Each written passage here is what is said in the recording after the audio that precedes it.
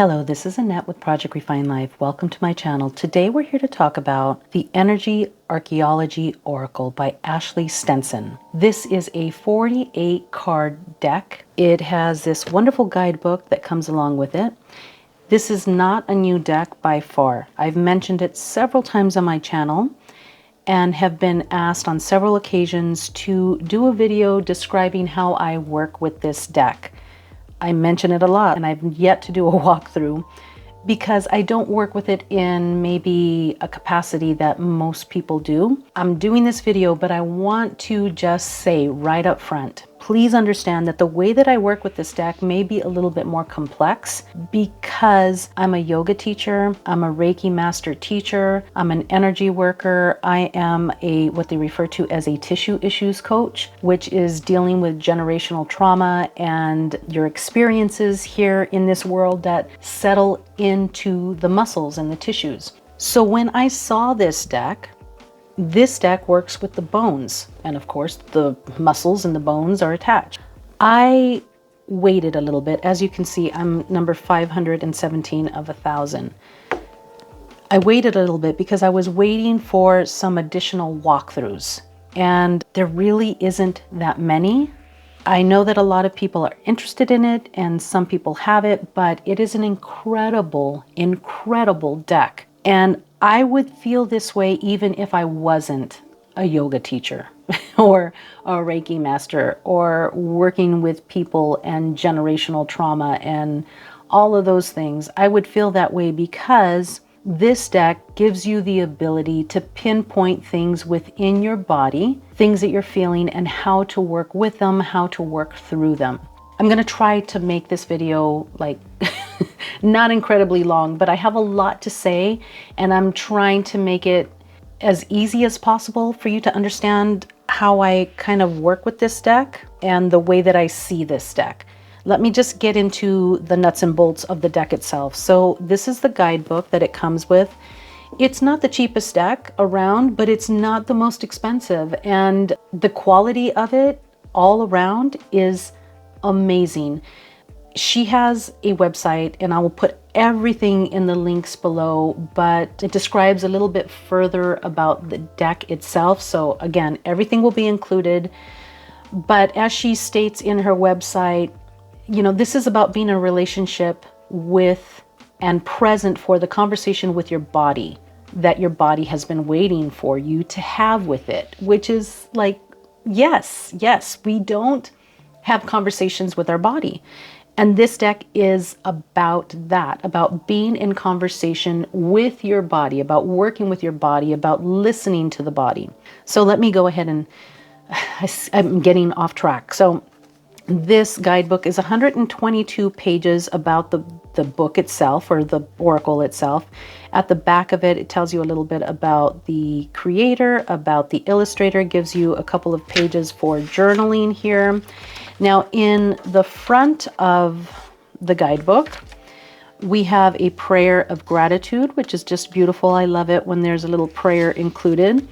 And the contents describes understanding the deck, working with the deck, deepening your understanding, and then it lists all 48 cards in the deck by the title, and in the guidebook itself, everything is alphabetized, so it's very easy to find the card that you're looking for. Each particular card has 2 pages worth.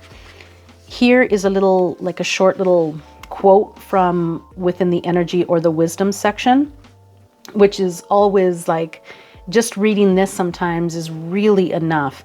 It lists here the element that the card is associated with. It lists what happens when that part of your body is in balance, what it looks like when that part of your body is out of balance. It lists the cards that are associated within the deck to this particular card, the anatomy, how it works within the body, the energy, and then the wisdom, so like the oracle section of it. And then here is things for you to maybe consider for meditation or for journaling. So let's get to the front. I know I'm doing this all out of whack, but it's an incredible deck. So in the front here, so it says in the description, the anatomy. So you can look here to see exactly where in the body that particular bone is and maybe what it's attached to and how to work with that part of the body. That's how I use it. It even mentions the bones that are not shown, like such as the ear, you know, the inner ear for listening. I think that's pretty cool. It goes on to say your skeleton is miraculous, a little opening from Ashley. Understanding the deck, which is a nice little section to read through. It goes into the flora and fauna included within the deck just a little bit, and then I'm going to give you my take on the flora and the fauna in just a moment. And then it gets into working with the deck. So how to work with the deck as an oracle, as a reference manual, because if you want to get this deck, say you're experiencing chronic pains and you want to get this deck and just use it as a reference manual, like how do I work with this chronic pain that I'm experiencing in this part of the body today? So then you would use it in that reference. If you just want to use it for journaling, you just use the journal prompts. The cycle of communication, which again is being in a relationship with your body, to have a conversation with your body, to see what it needs. And sometimes we really get pulled away from that aspect of working with ourselves, is having communication within our own body. So she talks a little bit about that. And then she has some spreads here, and there's more than a few. I mean, they're pretty good spreads too.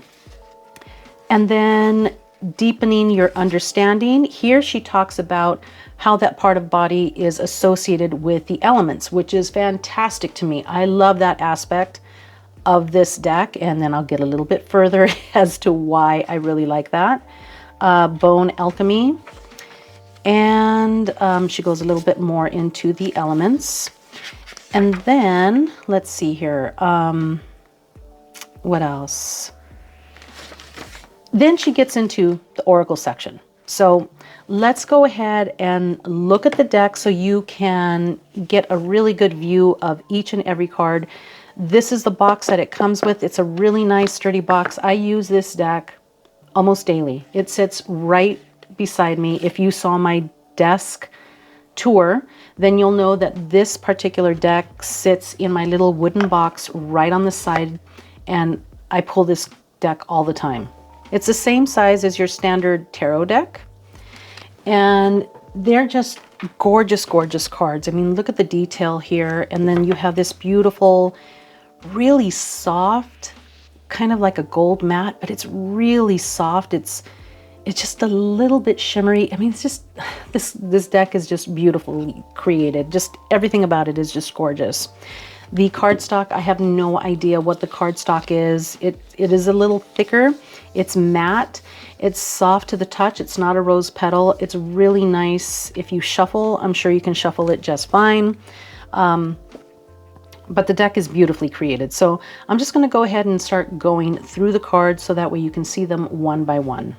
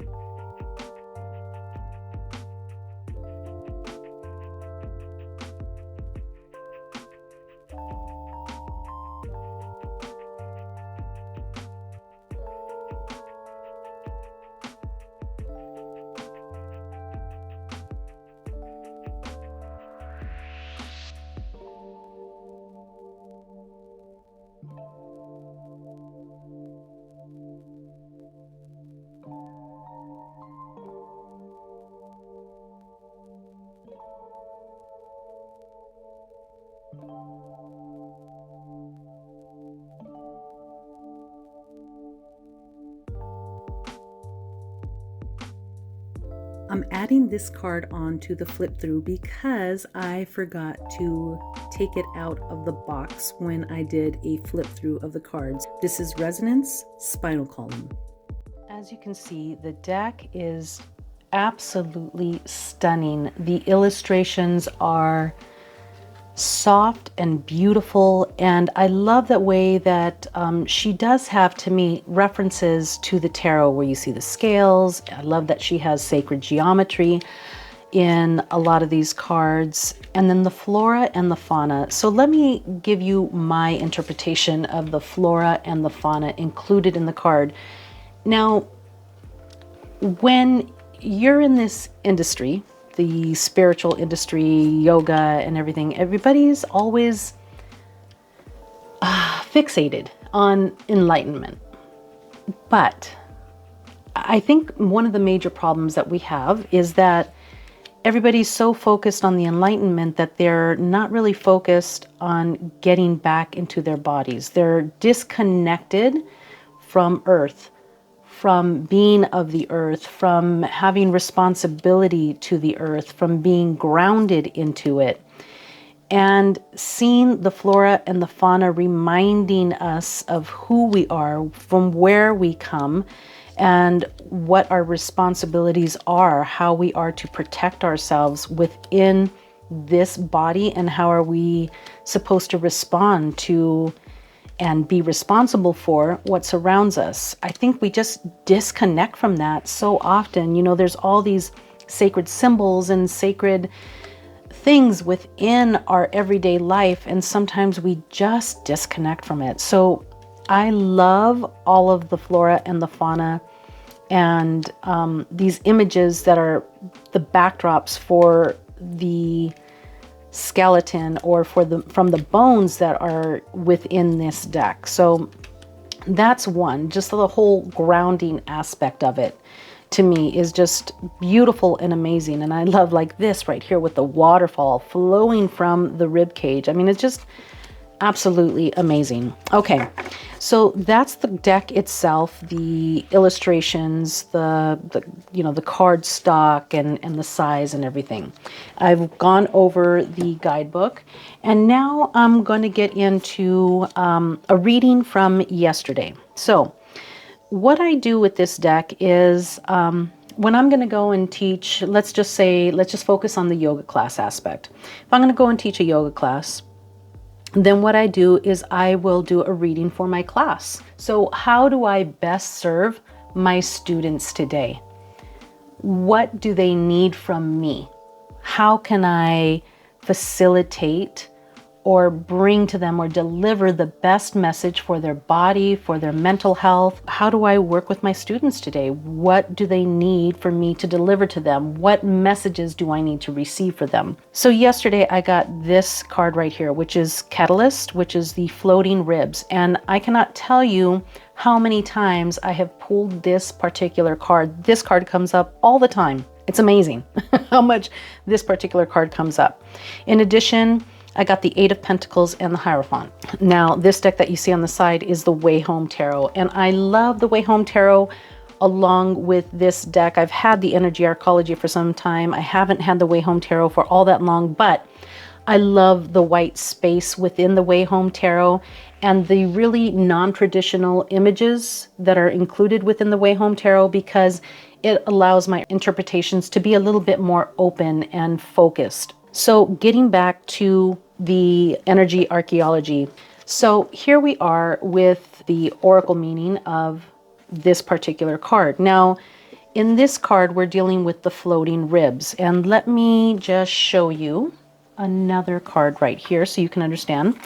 So the floating ribs, sorry, I'm kind of messing things here. The floating ribs are right here. So these ribs are not attached to the cartilage for the chest. They're attached to the spine, but not the cartilage. All the other ribs are, but not the floating ribs. So within the oracle itself, it gives you the element. So the element of fire. So that tells me that it needs to be a very yang focused type class. I need to create fire. I need to create movement. And for Yang, it's a more active class, you know, something that's a little bit faster pace, something that's going to get their heart moving. And so there's my focus right there as far as my class is concerned. In balance, it has your keywords for in balance and then out of balance as well. The associated cards within the deck. So these are the cards within this deck that are associated with this particular card right here. So how to work with it a little bit closer. It tells you the anatomy. So again, like I just stated a couple of moments ago, that gives you a chance to look at the anatomy of that particular bone, where it's located, what it's connected to, so you can kind of ground in from there. It gives you the energy, the wisdom, and then either your journaling prompts or your meditation prompts. If you're using this for yourself, you would stop right there. You would use it right here. This is where you would stop. And you would really focus in on the energy reading, the wisdom, which is like the oracle meaning, and then maybe going through some journaling prompts. For me, I use it a little bit differently. So this is how I use the deck. So I do read the energy, I read the wisdom, how it relates to maybe the energy, the overall energy of the day, the Mayan energy of the day. And then I might take down or write down some of these journaling prompts and read them within the class. So right here, what about the catalyst feels unsafe, uncertain, or fearful? So one of my questions yesterday was, you know, what is it that you fear? What, you know, how can you move past that? So that's kind of like the basis in the class. Like, let's move past the things that scare us. Let's, you know, move past the things that don't make us feel safe. And that's kind of like what we work with, you know, some of the questions within the class. Now, the Eight of Pentacles and the Hierophant are the cards that I pulled. So the Eight of Pentacles is all about the work that you've done and just taking a moment to enjoy that, or maybe looking at it in an aspect that maybe you didn't plan well enough, or maybe you're just going too fast. And then with this particular card right here, one of the imbalance meanings is precipitous. So if we're looking at that particular portion of being in balance, that's when things happen very, very quickly, or maybe the things that are happening are not very planned out. So for me, being a yoga teacher, you know, people are very committed at the beginning of the year. They come in with these resolutions and they're ready to go, right? So they come in with a lot of energy to put towards whatever it is that they're focused on at the beginning of the year. And then for some reason, things kind of start to wane out and they relax a little bit come the middle of February. So I really want to focus on opening themselves up here with this floating rib. I'm going to focus on the spine, and I'm going to focus on opening up the chest, because the ribs protect the heart and the chest. So I'm going to work with moving the spine, opening up the heart. So we're going to do a lot of back bends. We're going to do a lot of twists. We're going to do a lot of child poses where we're working with, and then here it states as well that one of the, or some of the associated cards are protection and surrender. So I pulled some of these so you could see. So here's surrender, where you're working with that point within the heart, right? So the false ribs.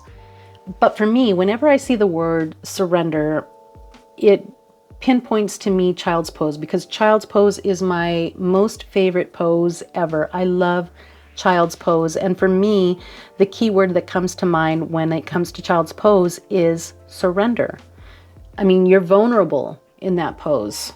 You're laying there on the floor, you're curled up, you're extended, your back is up, your heart, your face is down. It is a very much a pose of surrender and giving in and just releasing into the earth. Now, here is another one that wasn't included in the guidebook, but I'll usually pull whatever body parts are around sometimes if I need a little bit more intention or a little bit more detail as to how I need to work with it. So this is open. So this is where I'm going to be working with opening of the chest. And then this is protection with the true ribs. So that flowy aspect as well. So the Eight of Pentacles, you're either in that point where you're admiring some of the work that you're doing, relating it to the yoga class, of course, that you're doing and that the attention that you're paying, or maybe you're not. Maybe you need to slow down a little bit and kind of plan a little bit more and think about how you can more closely work with yourself and talk to your body more. The Hierophant. Now, I don't know about you, but you know, there's so many times, you know, I lost weight this way. I got in shape this way. I did this. You should intermittent fast. You should eat 6 meals a day. Like, there are so many traditions, guidelines, everything else within us, surrounding us. Everybody's telling us how and what to do. But so often do we forget to really consult with our own bodies. Like, how does that work for me? How does intermittent fasting, if I've done the fasting whole route, you know, how does that work for me? How did I feel? How did my body respond? If I ate 6 meals a day, how did my body feel? If I went vegan, if I was eating meat, if I was, you know, like really getting to you, not to what is said for you to do. Even in my own yoga classes, I'm always telling people, I'm your guide. And so if I'm advising you to get into a pose, like, do what feels right for your body. Pay attention to what your body is telling you. Have that open line of communication with your own body. Disregard some of those preconceived ideas or guidelines or traditions about how you should handle this time within your body. So that's how I would use my overall message from using the tarot along with this oracle. And I know this is detailed and I'm really, really sorry, but this is the only way that I could really, really explain it. I don't know why I just put that away. I'm going to leave that right there. Okay, so that's one aspect of how I work with this. Now, coming back to this deck and how I might even, or how I do sometimes work with this deck just for myself, is if I pull this card, I'm going to say, okay, so for my own practice today, I need to maybe be a little bit more open because these are floating ribs. They're down at the bottom. They're not connected. So maybe I need to connect more. Maybe I need to go outside. Maybe I need to sit in the sun for a few minutes. Maybe I need to look into, and this is where some of my books and things like that come in. So this is Feelings Buried Alive, Never Die. This is an amazing, if all you do is get this little reference guide, the reference guide is amazing. This is the book, and it is filled with information about how to work with the issues within your tissues, like the things that settle in within the tissues and how to debunk some of those things, how to work past some of those things. This is an amazing book. So everything that you have in this book, as far as the quick references, are going to be within this reference guide. So if you're only going to get one and you just want a quick fix about how to work with that part of your body, whatever is not feeling right, I would suggest the reference guide if you get nothing else. But I would look for the ribs. Now, this book does not have the ribs, but it's attached to the spine. So then I would come over here and look at the spine. And this little thing is so important to me. I love this little thing. This goes with me on all of my healing sessions as well. I don't want to mess that up. Here we go. Spine. So has to do with the ego getting carried away in pride, allowing your intellect to let you down, being afraid to be in your feelings, shyness, feeling inferior, and then not supporting or standing up for yourself. So I'm going to maybe work with, again, coming back to my class, maybe some affirmation statements for my students about how to really trust themselves. You know, don't listen to what everybody else is telling you. Really focus in on the work that you've done already within these last 13 days of the year, or, you know, whatever it is. I really want that, or just today, like focus in on the work that you're doing today. It doesn't matter what happened yesterday. Just focus in on what's going on today. So I'm going to focus in on those affirmation statements, and it really does kind of come from this. It really gets inspired from my reading.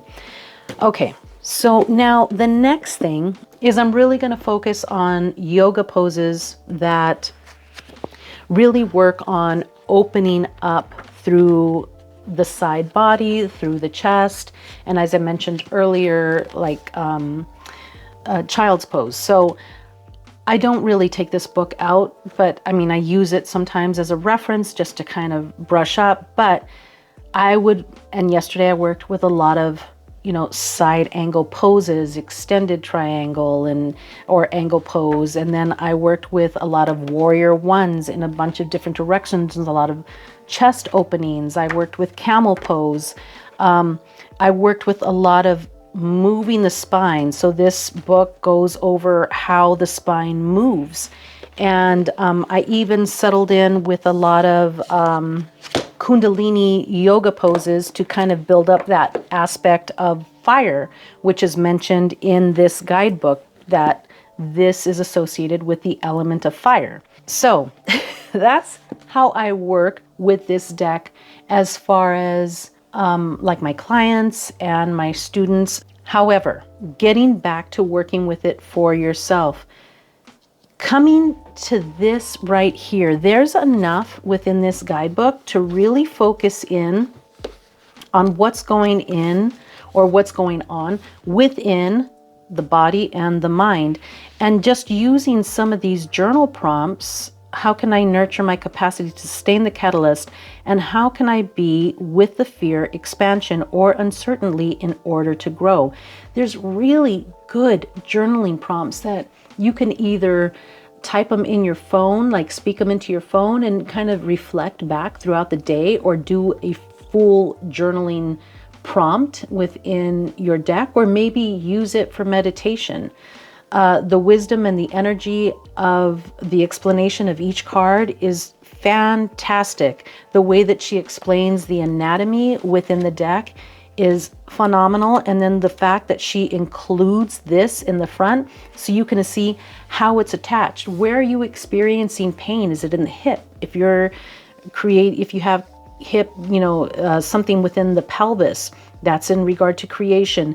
And that's what I love about this too. It goes back to that floating ribs catalyst. So it goes back to the explanation here. But sometimes the explanation here or within the card, on the card, is enough for you to just jump off into that particular energy of the card. Again, I hope I did not make this complicated, because it's not a complicated deck, but this is the way that I utilize this deck as a means of communication with the body, and therefore encouraging my students to do the same within the class. So that's it, guys. That is my explanation about how I work with the beautiful and the wonderful Energy Archeology Oracle by Ashley Stinson. I will put all of her links in the description box. She has another deck that she's working on right now, and I'm so excited about it because I will be purchasing her next deck as well. This is an amazing, amazing tool for me personally